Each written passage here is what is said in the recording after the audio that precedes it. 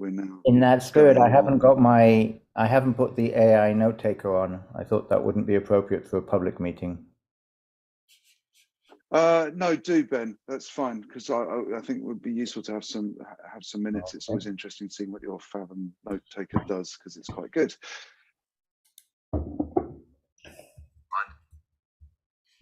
I just got a notice on my LinkedIn that I think it would be useful to have some minutes. It's always interesting seeing what your Fathom note taker does, because it's quite good.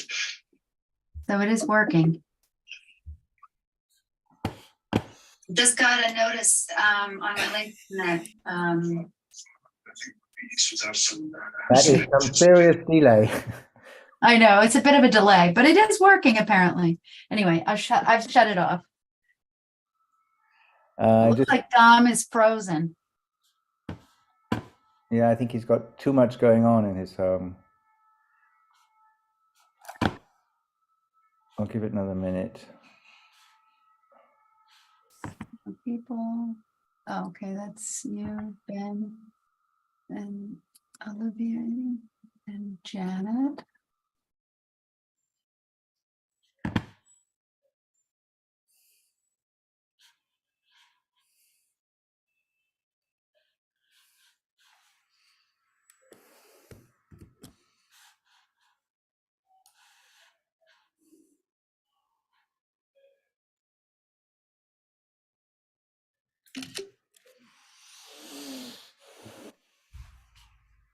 That Rudolph. Pixel 7, I think, is Rudolph.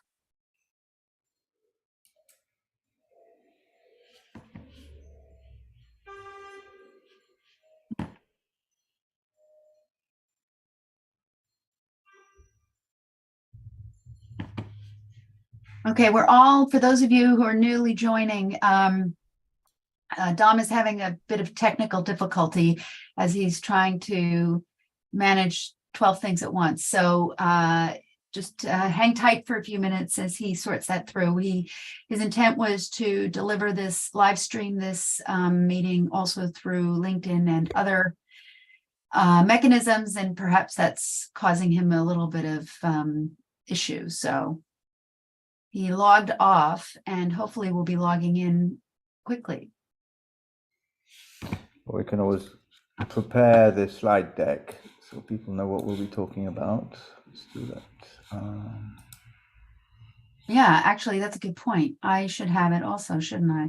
Do you have it handy? I'm just checking if I've got is there a new one every month or? Well, he sent us a link. Yeah. Yeah, I think I've got the latest one. Yep. You want to? Yeah. Okay, I'm sorry. It only happens when everybody's watching.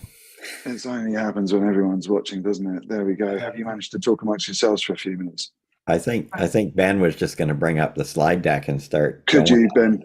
If you can, I'm gonna try and do this off my phone. I'm gonna hope the live stream's still running. If it's not, it's probably by the grace of God, to be honest. So, okay, let's press on. October monthly members meeting. Yeah, let's keep going, Ben. Straight in. Okay, next slide. And the next one. Right, so I think it's fair to say IBC was a blast. The events that came together were excellent. We had standing room only in our meeting for those that weren't there. Ben's write-up of it in the Flint is excellent and summarises it very well. And there's a video. If you go to the link on the blog, you can catch up with the whole thing. It was really good, good feedback, and the session afterwards at the beach was brilliant as well. We'll touch a little bit more on that when I get into working group 2. I think one of the key things that worked well was communicating that all the activities interlock to create some sort of relative focus to all the different working groups and so on. So I think that diagram, which we'll show in the slides in a little bit, was useful for people. Bit more generally, pipelines slow coming back from IBC. There was a lot of it. No, sorry, back a slide a second. Pipeline's still a bit slow. Lots of enthusiastic discussions. I think it just takes time to percolate and get the right teams together. So I'm expecting the pipeline to progress quite strongly through the autumn. I've got several more calls over the next 2 weeks with people wanting to expressing an interest to become members. So expect more activity. What kind of numbers are you talking about? There's 4 or 5, maybe 6 top tier candidates that we're talking to at the moment. And they take, well, as you all know, because you've all become members at one time or another, it takes a little while sometimes to get those signed off. So I'm hoping if we can get 2 or 3 by the end of the year, that'd be excellent. So watch this space. So there's been a bit of background work on planning around an NAB engagement, but I'll talk a little bit more about that in Working Group 2. The media meet and greet sustainability expert series is coming up, and again we'll touch base on that in a little while, but that's been quite a lot of work getting those together. Lots of activities in 4, 6 and 8, but I'm not going to talk too much because we'll go through those in detail as the working group leads talk us through their activities.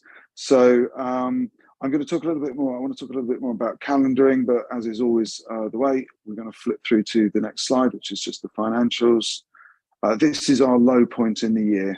So always in October, I hustle everyone to make sure you do your renewals nice and quickly, because you can see the difference just in the line on that graph between now and where we'll be in a couple of months' time.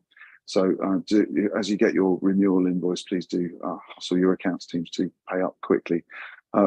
Forecasts and so on are all calculated without anything other than renewals included. So yeah, it's good. Okay, next slide, Ben. Right, calendaring. I've been really concerned about the fact that I know when we use the members at Greening of Streaming email list, it generates a lot of noise in everyone's inboxes with calendaring requests and declines. And that gets exponentially worse when we've used repeating invites and so on. So I think we're going to pull back from doing that, because I sense that other more important discussions and emails and notifications are getting lost in Greening of Streaming associated calendaring email. So I'm very concerned about that. So I'm going to try a different method. I've sent a couple of emails to the members at email list this week. Basically, we're going to try and just list the meetings automatically every Monday that are coming up over the next 2 weeks. So if you're a working group lead, you really want to get your sort of next week's meetings in before the Monday of that week. And then when you get the agenda, if you're on a Google Calendar, you can click and automatically add to your calendar. Unfortunately, I haven't yet worked out a way to just make it click and add to your own calendar, but you'll have to create an appointment in your own calendaring systems if you're not on a Google Calendar.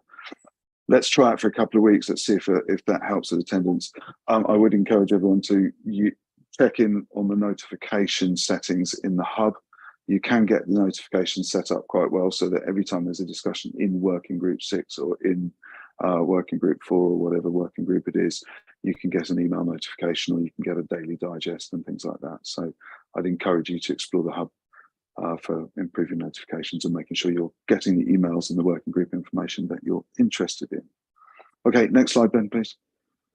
As always, please get the app. It's faster than the website. I don't know why, but it's just the way the system is, and it notifies with push notifications so we can remind people of meetings and things. Okay, what was this one? I can't remember. Oh yes, Barbara, do you want to have a hustle as always to get more people to get in touch? Sure thing. So this is just another appeal to all of you, and several of you have been responding, so that's great. We intend to do short videos with each of you, and it's just a short interview with me via Zoom, super easy. I know, Philippe, we're going to do one, I think, next week. And I have Broad Peak coming up, and I have Excello also lined up. So So if you haven't received an email from me, that's only because I'm trying to manage this a little bit. But if you have time and interest, then don't wait for me. Go ahead and reach out and we'll schedule a session. The idea is that these videos, Dom posts them in various formats on the Greening is Streaming website, as well as through social media. And it just helps us to promote you as a member of the organization. That's all I need to say there. Oh yeah, so there we go. Those are the others that I have lined up. Yeah. Cool, brilliant. My computer's slowly coming back to life when I stop. Hopefully, as the working groups update, I'll get back in control. Right, let's get the working group updates underway. Felipe, working group 1. Yes, thank you, Dom. So, real quickly, we finalized the first taxonomy for sleep, standby, and power off for the server, and we would like to double check the other items next in the next meeting and release the first part, and immediately after to start working on the second part regarding the devices. And so this is the update. Thank you. Okay. Question? Awesome, brilliant. Excellent. So quick whiz through working group 2 details. I've touched on some of this already, so hopefully these will be they're very small on my phone. Hold on. Let me just make that a bit bigger here. Yeah, so I actually wanted to say a big thank you to Lisa and to Barbara. I don't know if Lisa's made it today, but if she's not here, Barbara, can you pass it on? I want to say massive thanks for everything that you did to facilitate Greening and Streaming's profile at IBC. I was rushed off my feet, and I think everyone I bumped into seemed to have already heard of what we were up to, which was excellent. So can't thank you enough for that, and also well done with the Corporate Star Awards, because they were great. So just a bit of a public thanks there. Want to remind everyone, right, let's get these links into the chat on Zoom. I want to remind everyone that we've sponsored the Sustainability Expert Series, and if you can register and come along, tune into those. They're going to be in a slightly broader take on media policy and so on, and there'll be it's essentially a 2-hour thing. Ben's hosting a sort of open discussion in the second hour, so if you can make those, that would be cool. I've dropped the link in the chat room, and I don't know, is Neil on? Anyway, I am. Yep. Hey Neil, well, congratulations on launching the Flint as well. If people haven't seen it, Neil's launched the Flint, and we put Greening and Streaming sort of front and center in sponsoring that. It's a new sort of media outlet focusing on it. Do you want to say a couple of words about it, Neil? Well, first of all, I'd like to thank you, Dom, thank you, Ben, and Greening and Streaming for its support in the launch. The Flint is trying to be a hub where sustainability issues which affect the entire media and entertainment workflow environment can be discussed. We've only just launched. It's a watch this space idea, really. We're just trying to get more content on there. Each content is added every day, a weekly newsletter, and more to follow, I hope. So watch this space. And again, thank you very much to the Greening of Streaming for your support. Cool, brilliant, Neil, excellent. Well worth checking that out. Right, working group 3, Barbara. Didn't you want to talk about NAB first? You're missing a point. Oh, sorry, did I miss NAB? Right. So yes, Neil and I actually have had a chat today with Eric at NAB, and I think it's quite clear that that there's a will in NAB to start thinking more about sustainability and growing that topic. And I think we've found some ways to work with them as an education partner that are probably going to be worth exploring and fit better than us spending a large amount of money on what was probably not going to be the presence that we had hoped for at NAB. So that's fine, and actually that frees up more resource for activities in working groups, which I think is actually more appropriate. And after talking to many of the members, that seems to be the sentiment as well. So that's kind of cool. Does that, Neil, sorry, are you still in the wings? Does that I am. I'm here. Does that sort of concur with you? Yes, I agree. Well, my main thing was that you were happy with the conversation. I'm glad the conversation's ongoing. I think there's a range of things to explore further there, and I think we should just keep talking, keep strategizing, and we know this topic is not going to go away, and NAB will need to engage with it. So, yeah, I thought it was an encouraging call. Okay. Right, I'm going to just But switch my headphones to the looking other though system, which as if seems to be we coming back to life. is it looking though as if we won't have any explicit greening of streaming activities next April in Vegas then? They have a program of education partners, which includes sort of all of the SDOs and all of the other people. And I think Eric felt it was more appropriate that we got engaged with them about providing content, essentially, or being participant to offering content. And I think so that would be in the conference, we can in the main introduce the conference. leadership from the group. Okay. Thanks.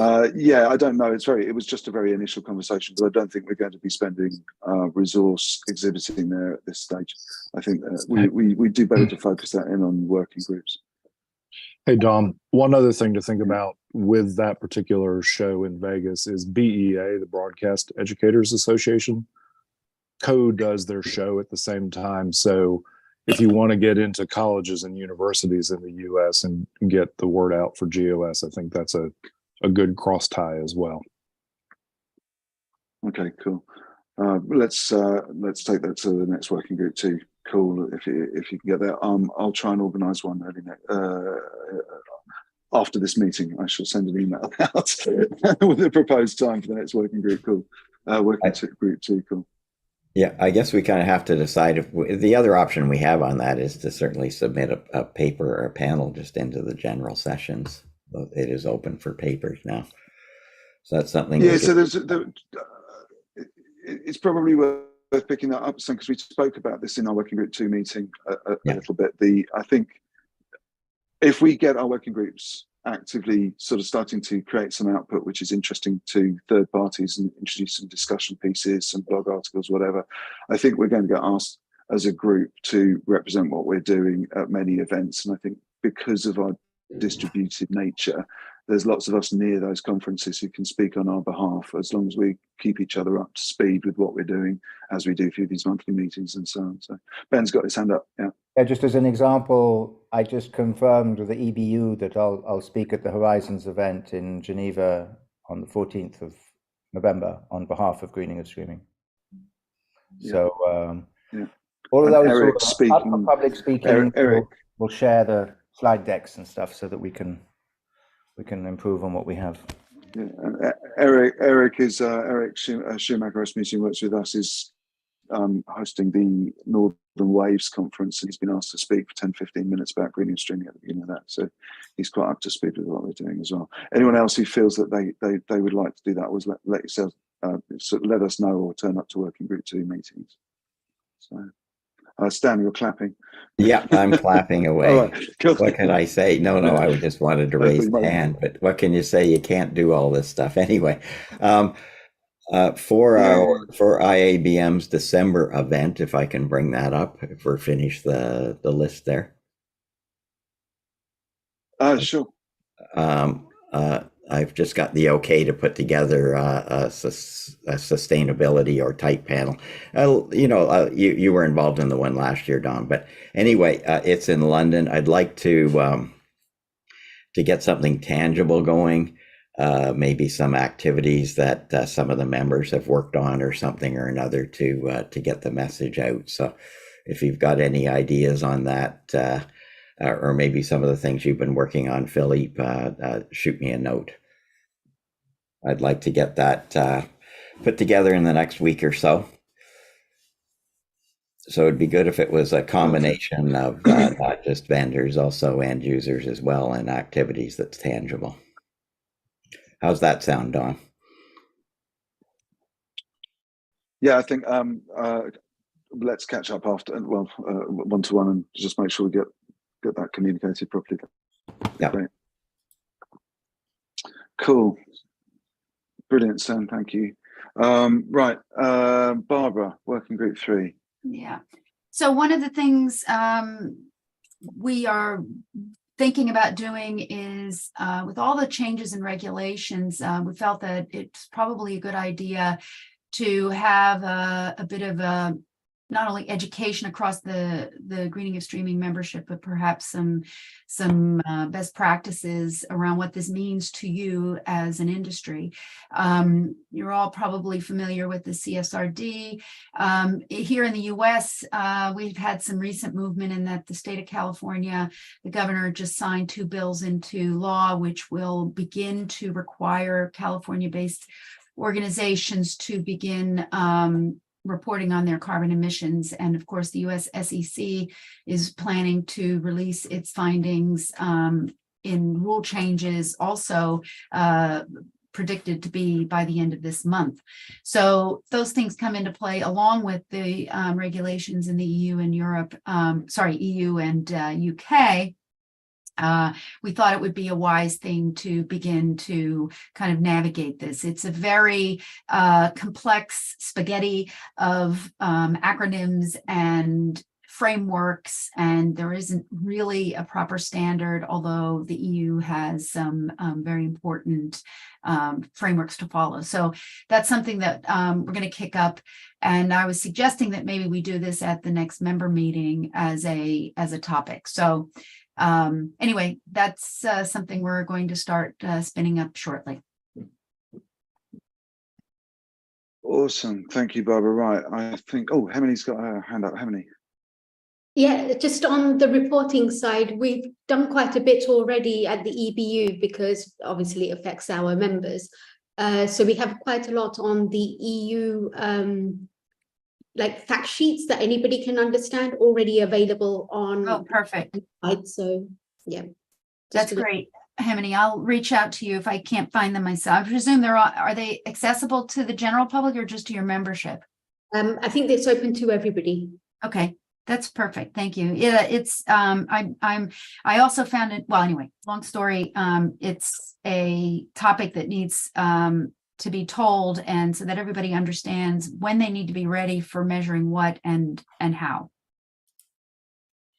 Perfect. Thank you. Great, awesome. And with any luck, I am back on my normal system. Hopefully the camera's working and I'm not out of sync. So, Ben, can we get the next slide? Working group 4 should be Julien. Yeah. Hey, how you doing? Hello. Okay, for workgroup 4, some activities regarding the data that Akamai is now ready to share with Greening of Streaming. So we'll have a meeting this week to discuss how we can use this the huge amount of data they have. So a great step, I think, for workgroup 4. Also, some discussion have started with less project free called Breadcrumb. They would like to have energy consumption measurements for file streaming use case. So we'll see how workgroup 4 can get these measurements. I'm in touch with the guy who's the lead of this project. So we'll see. Hope to tell more in the next workgroup 4 meeting. That's all for me.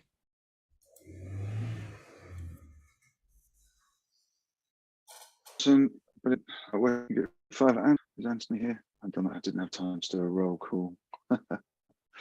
Okay, my camera's going. From go to just a little bit going around at the moment because it lost momentum after poor Sarah's had to leave us. So we have had a bit of a sort of regrouping, and then out of the blue, MQA has sort of sputtering back into life as well. And MQA, although they've had a very complicated year, and I had a long chat with some of the key people, they seem to be coming through it, and they may well re-emerge and become active again. And I think quite a driving force in the audio group. So Ant and I are hoping that will bring that group back to life. Let's press on to working group 6. Sam. Hello. I don't know if it's you breaking up, Dom, or if it's my connection. It was Dom. Dom, you. Given my day, might be me. Yeah, it's you, Dom. It was very difficult to understand you just before. We just about managed. The center of technical difficulties today.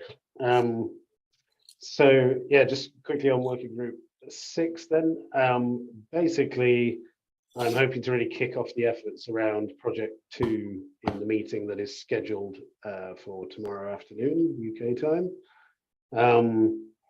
As a quick reminder, for those that may not have seen it, the compression project 2, the sort of initial phase 1 components of that are essentially, first of all, looking at how we measure transcoding energy usage and agreeing a way to try and collect some data on that amongst the different encoder vendors. And obviously, well, that also needs to incorporate sort of open source options and so on as well.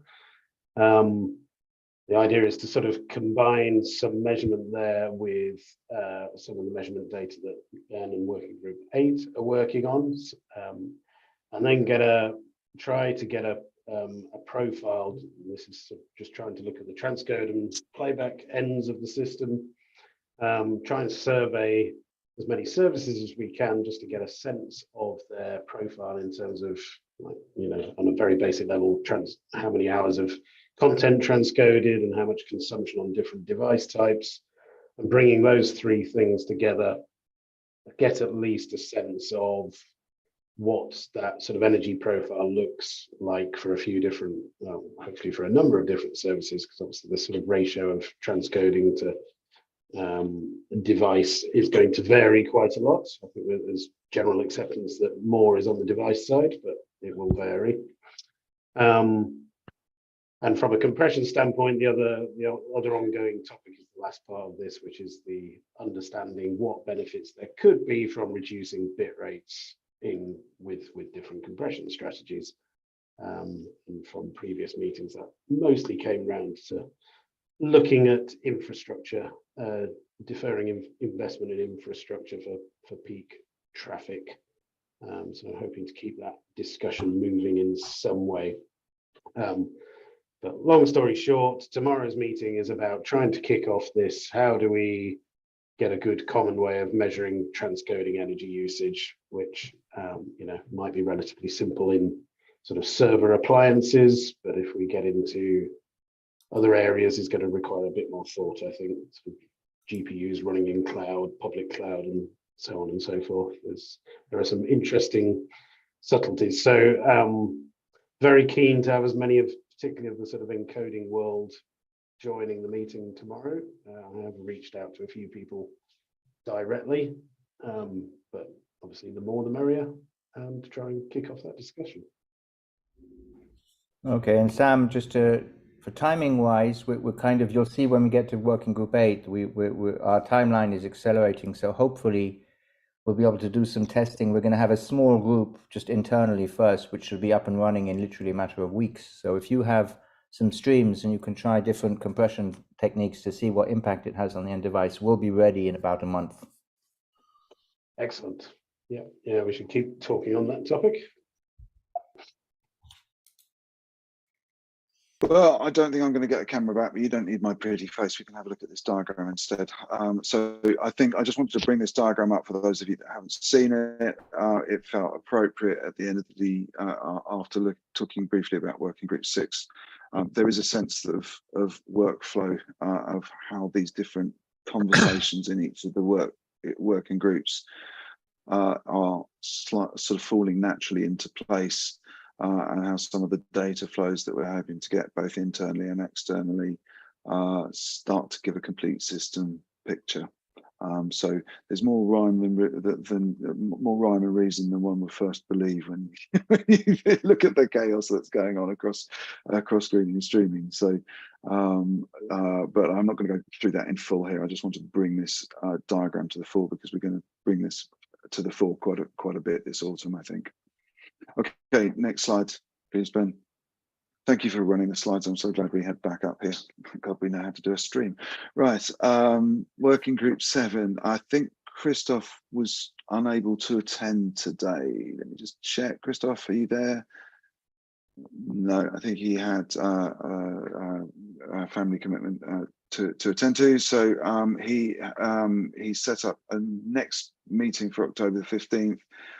We are kicking and chasing the SVTA for some feedback, but he will be sending out a meeting request, or it should be in the diary now for October the 15th. So working group 7 looks to resume soon.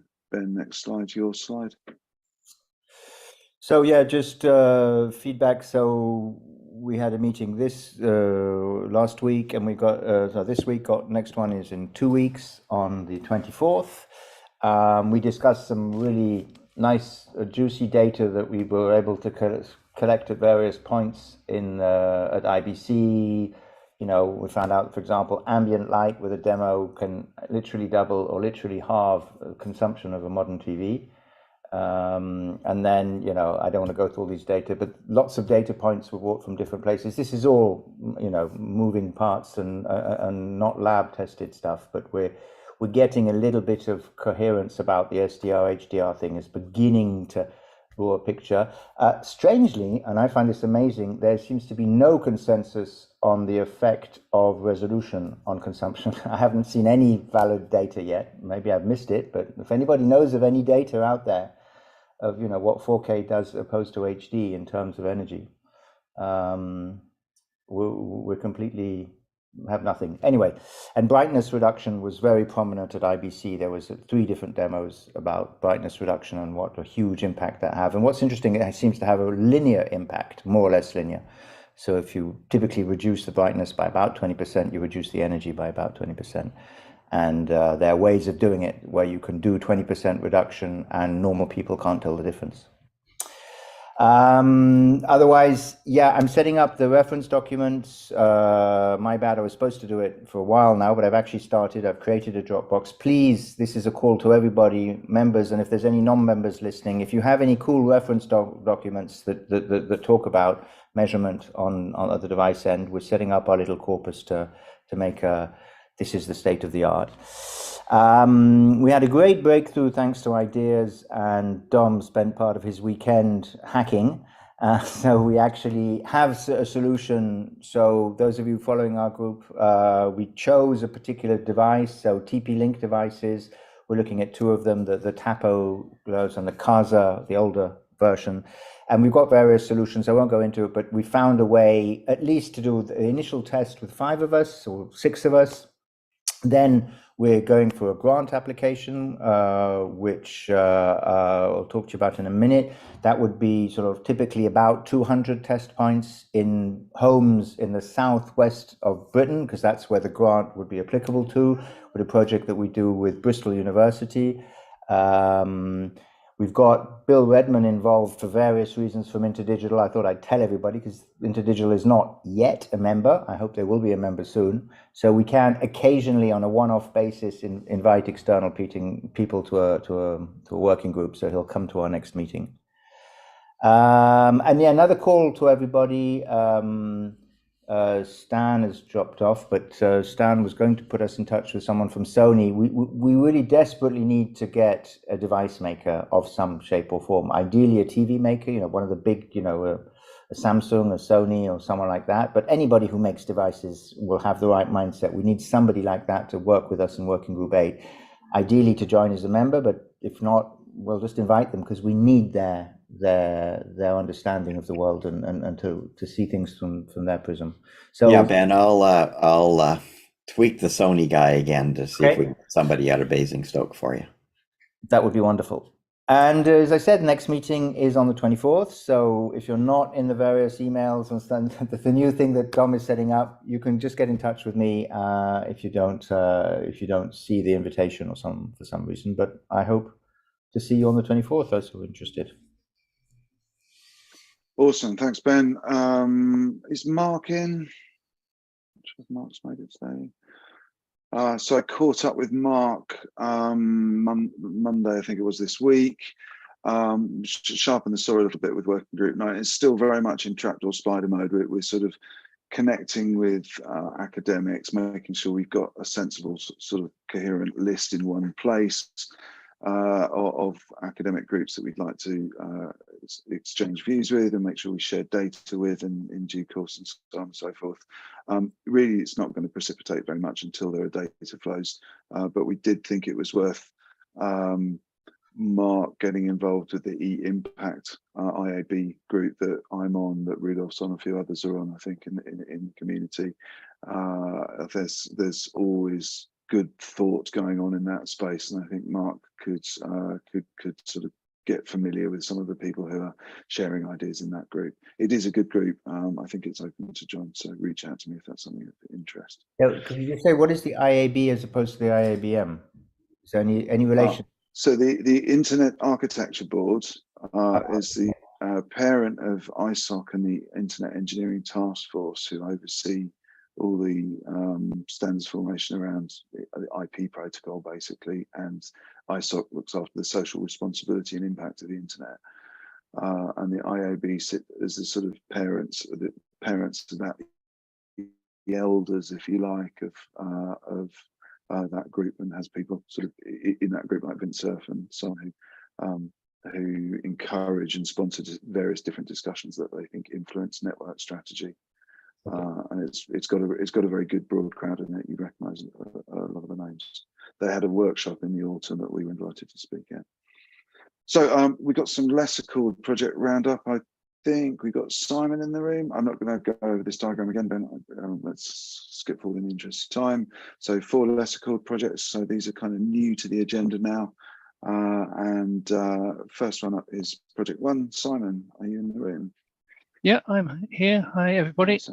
We're personally just starting to get this up and running this week. Been a bit of a pause since IBC for many reasons. Got a number of proposed activities that I'd like to take forward, which is looking at the distribution models, trying to develop some traffic models. And as Dom said earlier, we really need to collaborate across all the working groups to, see how we can map traffic to energy.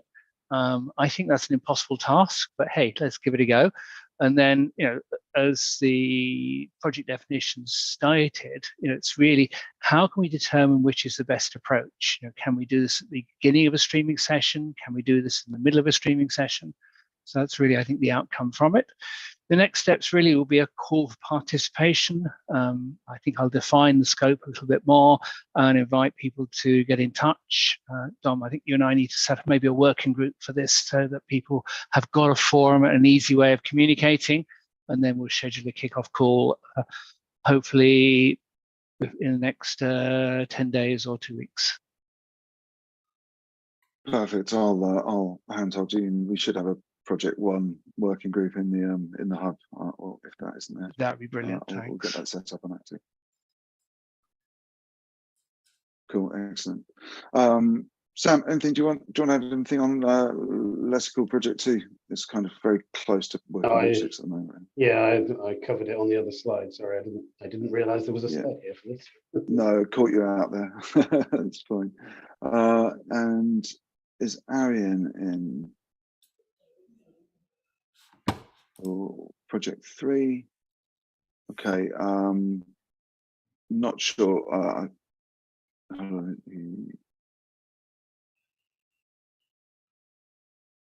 Okay. I didn't see Arian on the list of attendees. Has he inserted 2 slides? Sorry, let's just step forward. We go straight to. All right, here we go. Yeah, so I know he's been doing some work on kind of refining and defining the project, and so on, and connecting with people and understanding what people are doing in terms of measurement quite broadly. So I'm looking forward to hearing where he gets to, but I don't have an update to relay at the moment. So let's go on to Project 4. Actually, strangely, quite a lot happening here. I've engaged with yet another immersion cooling company, which I'm having a conversation with next week. But the whole windmills thing has sort of popped into action. For those of you that didn't see it, I posted a straw man idea. I felt that there was rumours of lots of things, but no one was really coming to the fore. So I thought I'd start a conversation. I posted a sort of 5-slide slide deck inviting people to do distributed computing windmills as a pilot project, and see if there are any billionaire infrastructure owners out there who wanted to dip into their R&D pockets and try a pilot out. So, and it started about 5 or 6 quite interesting conversations. So I had a good conversation with Zatu again today, who seeded the idea. Got invited to go to see one of the windmills that they put together in action next week, but it's not going to be possible. There are 5 or 6 conversations starting up around a very harebrained idea. So watch this space. We might actually find life in Project 4. Yeah, it is a little bit of a blue sky. Lesser called project, but who knows? Let's see what happens. Right, pressing on. Has anyone got anything else that they'd like to share across the group that's critically happening, certainly over the next month? Just a reminder, do come along and sign up to the Sustainability Expert Series. The link's in the chat. I do want to see lots of people there. I'm going to try a new flavour on things in there. Okay, next meeting's on November the 8th. And what we're going to do this week, we were going to have Mike, but Mike was unfortunately sick this month. So we pushed him back till next month. So at short notice, I asked Arno if he would present a little bit of data for the green stream. So great, if we cut to the green stream here, I can chop the video there and we'll put that out as a bit of a video podcast later. But we asked Arno from Radiant Media Player to present a little bit of data that he presented to Working Group 8, because he's done an amazing piece of work, and I think it's something that needs more audience. So Arno, are you out there? Yes, I am. Brilliant. Let's I'm going to bring you to us, if I can, I'm going to bring you to Spotlight like that and ask if you want to share screen and just talk a little bit about what you presented to us yesterday. Yes, I'm going to share my screen now.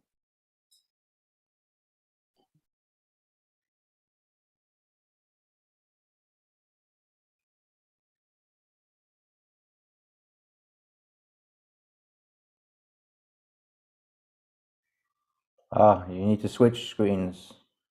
I know. Is it better now? Yep. Perfect. Good. So, hi guys, my name is Arno. I'm Radiant Media Player CEO.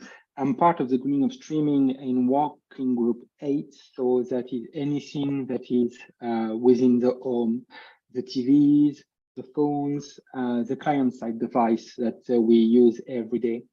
We are doing a lot of work at the moment to measure data. We want to have watts readings. So we are buying plugs and developing test frameworks.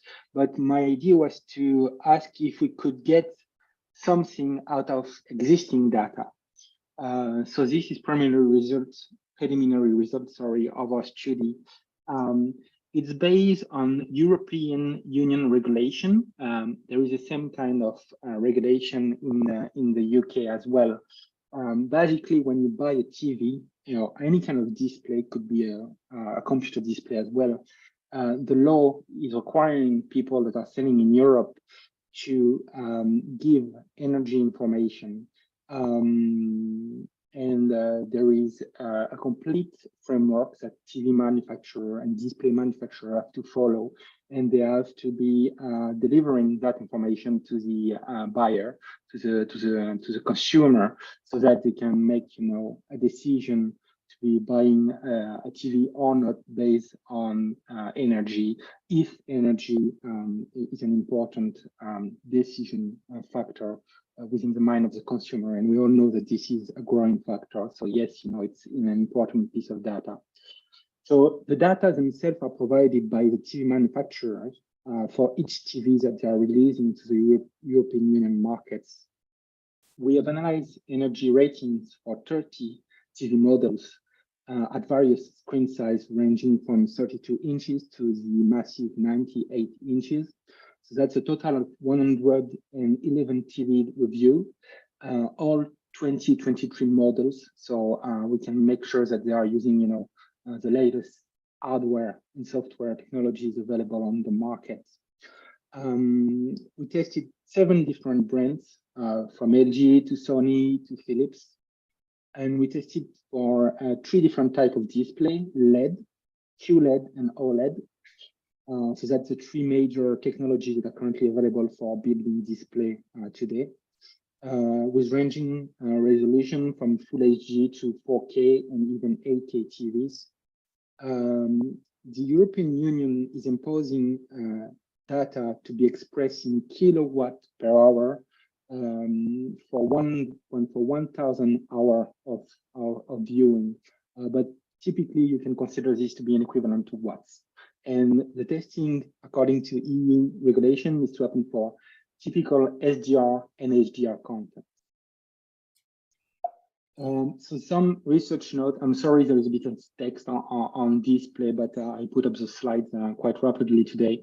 But basically what I wanted to share is a testing framework of the European Union impose testing for both SDR and HDR content, and that must represent typical broadcast content today. So it's not typical OTT like YouTube or Netflix content, but it's broadcast content, but it's quite similar as of today, given, you know, the evolution of technology for HD and SDR, HDR. And so this is basically a test loop that are run for 10 consecutive minutes. And the manufacturer of the display is reading the watts and then is putting that measurement on the labels that goes when you're buying a TV or display. So these measurements are met in out-of-the-box configuration. I know that some TVs are very advanced, you know, brightness control and echo mode and other settings that, you know, could significantly impact energy consumption of the device. But this is really, you know, I'm buying a TV, I'm just, you know, putting on display, I'm pushing on the power button, and then, you know, I'm starting to measure watts. So there is a verification procedure by the EU, and it's actually quite thorough because the measurement that the EU is making on random, you know, device must not exceed 7% of what, you know, the manufacturer has measured. So I believe for that reason that the data that we have collected here is legit and can be used, you know, to start making up our mind on how much energy a TV consumes, especially when it concerns SDR versus HDR content. So this is a typical label that you have on the screen. You have seen this label, I'm sure, a couple of times already. So you have the energy 131 watts, or in that case, kilowatt per hour, measured over a period of 1,000 hours. And then you have the same information below, 219 watts for the HDR content that is being tested, and information about the screen size as well. So getting into the interesting part now, as I mentioned, we have collected the data for 111 TVs. And here on this graph, on the horizontal, we have the screen size in inch. So as I mentioned, for 32 inch to 98 inches. And on the vertical, we have this, you know, measurement that the European Union has decided to opt kilowatt per hour for 1,000 hours. And as you can see, in blue, we have SDR content, and in orange, we have HDR content. So blue is SDR and orange is HDR, and that's the same thing for the next slides. As we can see, typically for SDR content for a 55-inch display would be around 80 watts. And if we take the same display and we start showing HDR content, then we are going up to 140 watts. So that's quite a difference, you know, between 70 watts and 120 watts. And we can see that the more the size of the display increases, the more HDR is going to be taxing in terms of energy consumed by the device. So that is, you know, an important point to mention, is that more the screen size is important, the less it's going to be energy efficient for HDR content. If we take, for example, a 95-inch display.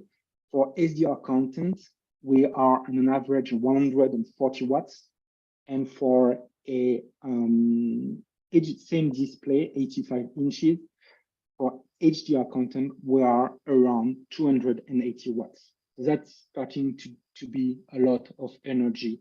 As you can see, it can go well above 300, 400, or even 500 watts if you're starting to consider large screen displaying HDR content. So that's, could be a significant point of energy consumption within the home. Next slide, we have been measuring, collecting the data, because we're not actually measuring, we're just, collecting the data as a manufacturer providing according to EU laws. So same thing, blue SDR, orange HDR. We have 3 types of display: LED, so that would be the oldest technology. Then we have OLED, that would be the most expensive premium display. And then we have this in between that manufacturer have been releasing on the market. It is called QLED. Essentially, QLED, my understanding is that it's an emulation of OLED, but without the price tag of OLED. So it's more like getting into the OLED market, but with a more affordable price tag. First thing we can notice is that a typical LED display for HDR content will consume around 100 watts and 160, 170 watts for HDR content. We can see that for QLED, there is a significant increase in terms of energy being consumed for HDR content. SDR would be about the same, but HDR is really taxing for QLED display. And as I mentioned, it is actually normal expected behavior because there is that specific layer of emulation that QLED display have to try and reach the quality of OLED displays. So it would make sense that at some point it would consume, more energy for premium content, HDR graded content. And eventually we have OLED. And what we can see here is that OLED, in terms of energy consumption, essentially is about the same that LED, typical LED display. So this is, as I mentioned, preliminary results, because when you talk about LED displays, there are various technologies. You have mini LED, full array LED, edge LED, and they all come, with different energy rating.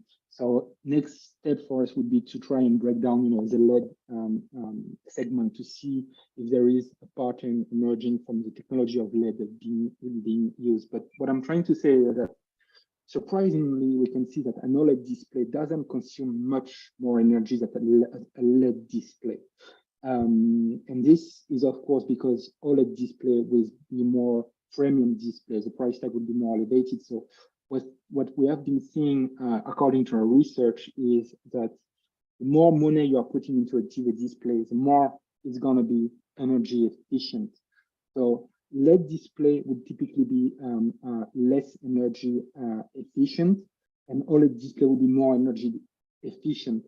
Of course, you have to pay the price for that, typical OLED technology. But this is what I'm trying to show, is that a LED display doesn't consume more than an OLED display.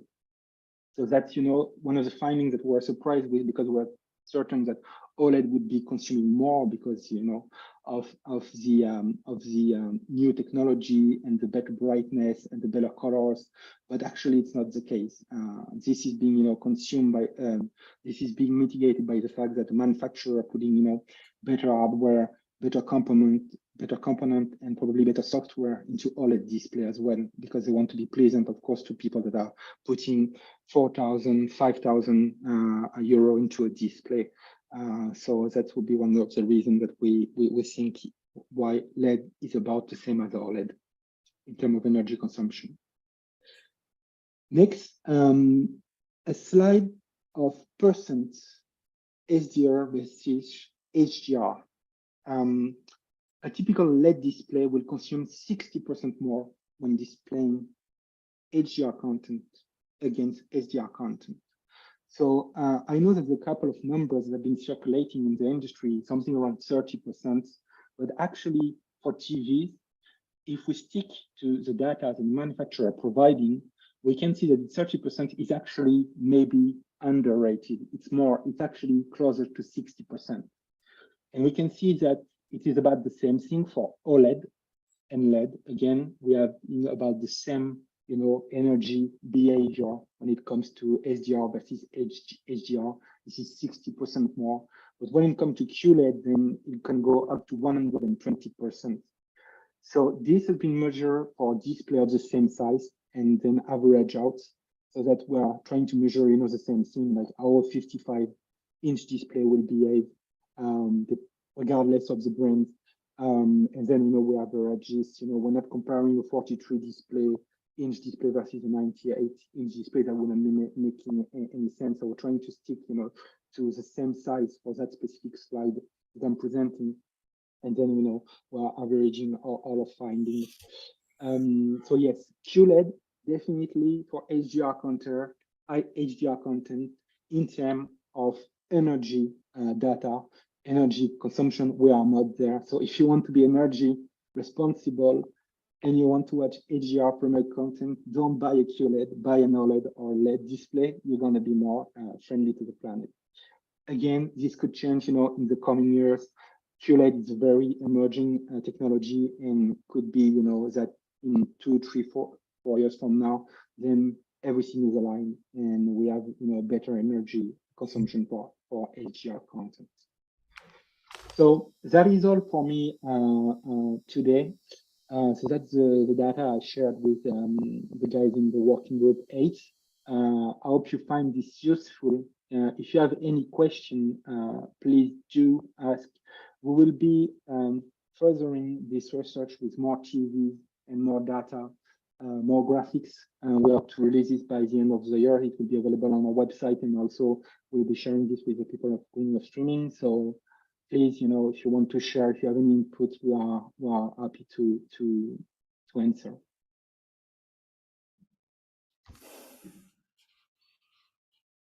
Ben, you had your hand up. Just a remark.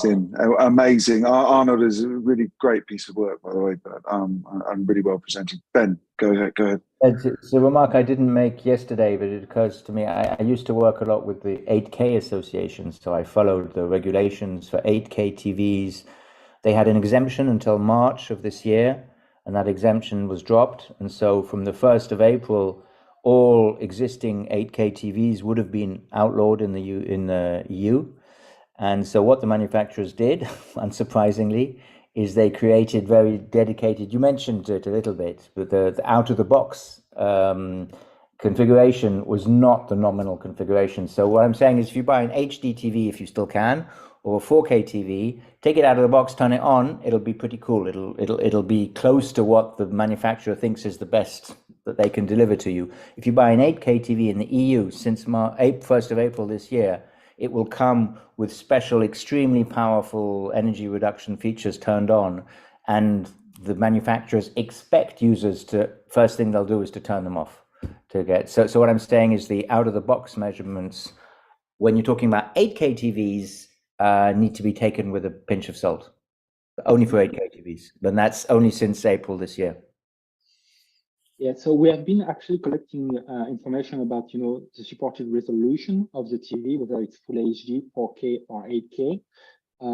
We haven't collected and assembled the data to put in a graph, but I'm expecting we can have this ready for our next steps.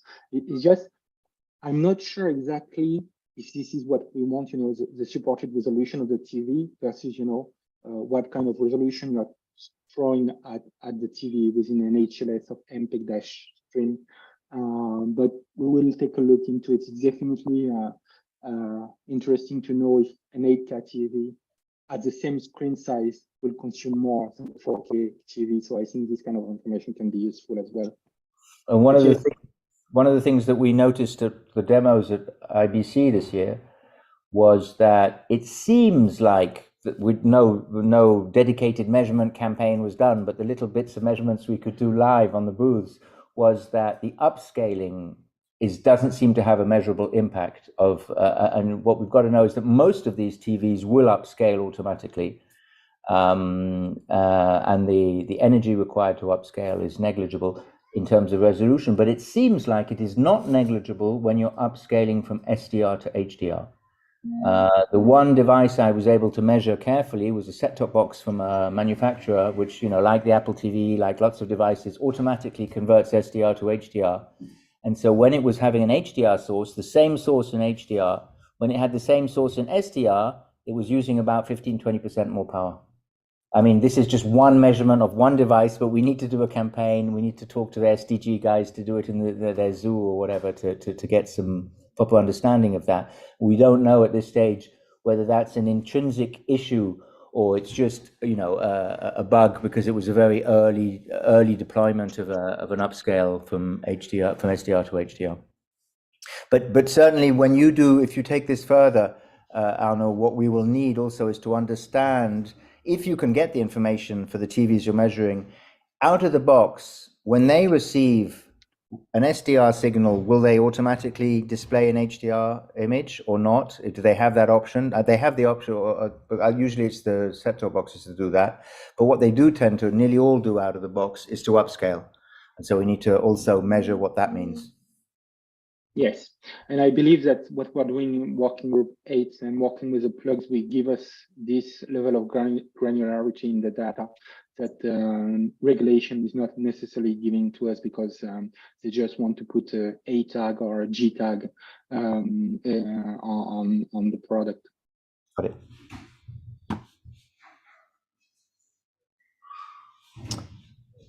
it. You're muted, Dom.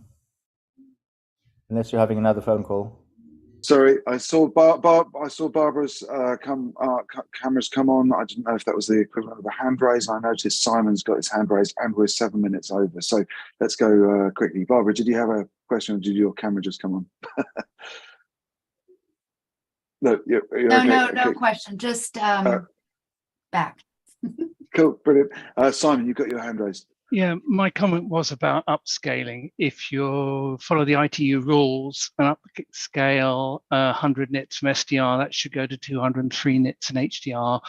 The brightness is what's going to drive the power. So if you're behaving properly, you'll naturally have a brighter display, which will drive more energy consumption when you're mapping SDR to HDR. Okay. So that's as expected to some extent. We have an audience on LinkedIn, and I was just told the answer to my question before by Ian Nock, who's watching us on another thing, said that TVs today none of them do auto HDR. That's not a feature of any modern TV. So that's answered. Right, let's bring that to Working Group 8. Listen, I'm going to bring the meeting to a close because and with sincere apologies for my technical disaster. I think we somehow actually managed to get out to LinkedIn Live. Did you just say that you've got Ian watching? Hi, Ian. Oh, hi, Ian. Right, excellent. Good, it works. The technology works despite my office's best attempts to restart everything while we've been doing today's event. But anyway, thanks for coming. Next one's on November the 8th, I think it was. So we'll see you there, and keep your eye out for the Monday diary on the members feed. Arnaud, thanks once again for an amazing presentation, and particularly for doing that short notice. That was really appreciated. Do get in touch with him directly or with me if you want to get in touch with Arnaud to get more details about that, or come along to Working Group 8. Brilliant. Thanks very much, everyone. See you over the weeks. Okay. Bye. Bye. Thank you. Bye. Take care. Bye.